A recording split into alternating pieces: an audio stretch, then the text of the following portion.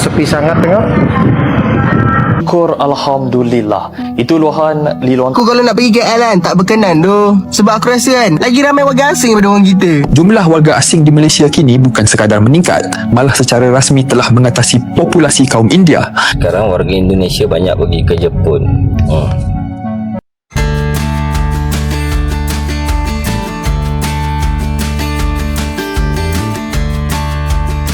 Hai, ketemu lagi dengan Rizka Yuni. Belakangan muncul keluhan dari sebagian warga Malaysia yang mengaku enggan pergi ke Kuala Lumpur karena merasa kawasan tertentu semakin banyak dihuni pekerja asing, termasuk dari Bangladesh.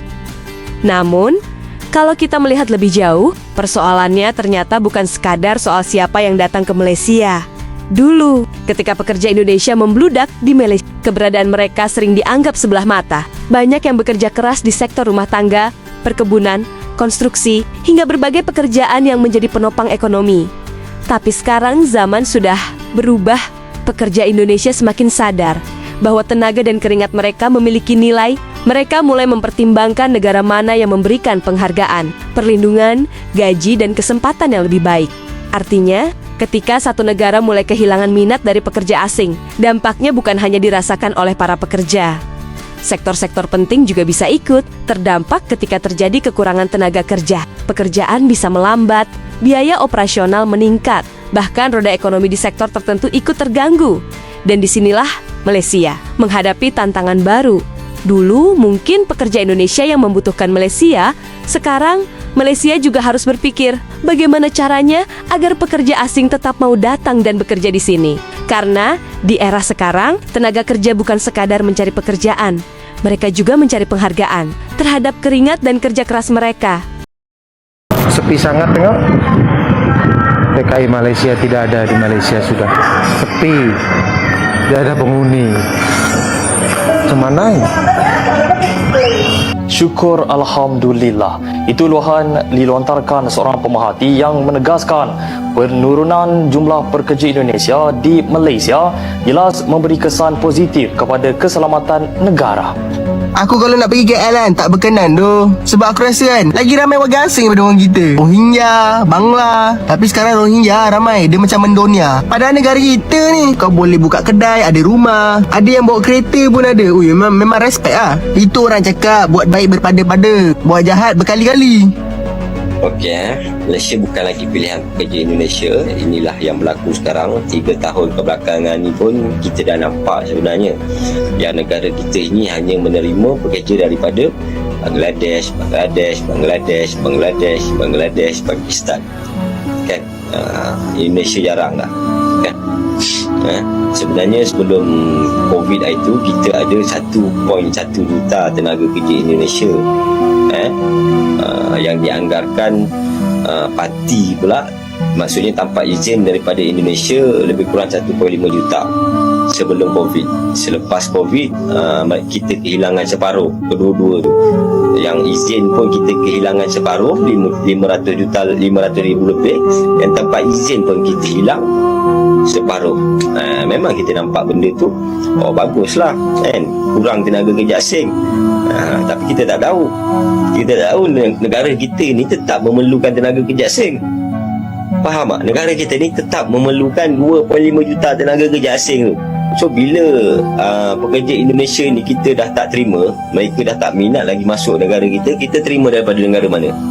2.5 tu tetap kita kena isi. Faham tak maksud aku?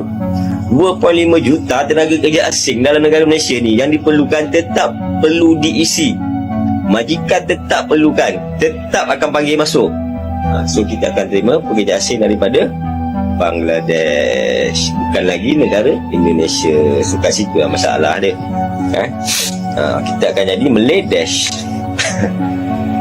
Kota-kota besar di Malaysia tiba-tiba jadi sepi. Projek-projek mangkrak. Sawah dan ladang enggak terurus. Kenapa? Karena satu hal, pekerja Indonesia pulang. Tapi pertanyaannya, kenapa mereka enggak mau balik? Dan yang lebih mengejutkan lagi, Indonesia justru mulai bangkit dari ketiadaan itu. Ini bukan cerita biasa. Ini soal martabat, soal harga diri, dan soal siapa sebenarnya yang paling butuh siapa. Dalam video ini kita bahas dengan tegas dan tajam. Kenapa buruh migran Indonesia tak lagi mau kembali? Apa dampaknya bagi Malaysia? Dan bagaimana Indonesia mulai bangkit dengan harga diri dan arah baru. Dulu ya, kemana-mana di Malaysia pasti ada orang Indonesia. Di pasar, di proyek, di ladang, bahkan di restoran, selalu ada suara, ada tawa, ada kerja. Sekarang, sunyi, sepi. Suasana berubah, yang biasanya ramai, sekarang lengang. Apa yang terjadi? Jumlah warga asing di Malaysia kini bukan sekadar meningkat, malah secara rasmi telah mengatasi populasi kaum India, satu realiti yang memberi kesan besar kepada ekonomi dan kehidupan rakyat tempatan. Realiti ini mungkin tidak disedari ramai, tetapi data rasmi DOSM mendedahkan satu perubahan besar dalam lanskap demografi Malaysia. Apabila jumlah warga asing kini mengatasi populasi kaum India, persoalan yang lebih besar mula timbul. Adakah ini petanda ekonomi kita terlalu bergantung kepada buruh murah? Siapa sebenarnya yang mendapat manfaat dan siapa pula yang terpaksa menanggung akibatnya? Di sebalik angka jutaan pekerja asing ini, tersembunyi tekanan terhadap gaji, peluang pekerjaan dan masa depan generasi muda tempatan yang semakin terhimpit. Dengan KL ni. Ni kat mana? Bapak dah sampai macam ni orang buat video lah. Korang kalau tak bertindak lagi kan aku tak tahu lah. Aduh, gila babi siut. Ini benda betul lah. Itu pun aku ada pergi juga. Aku ingat aku seorang je yang perasan. Sekali tengok Mamat ni dah buat video lah. Gila lah di BKL. Korang tak malu ke? Ha? Tak ada air muka ke? Ha? Allah Akbar. Macam mana lah korang boleh biar sampai ke tahap ni? Ini bukan dah jadi kudis, dah jadi kulat lagi dah ni. Ini, aduh, tak tahu nak cakap lah. Gila lah. Memang power lah korang di BKL.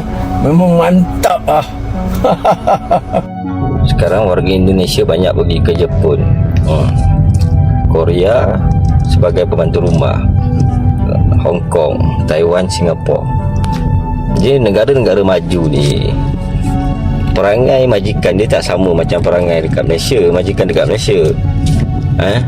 Perangai majikan-majikan di negara maju ni dia lain sikit. Dia lebih mengutamakan kebajikan pekerja.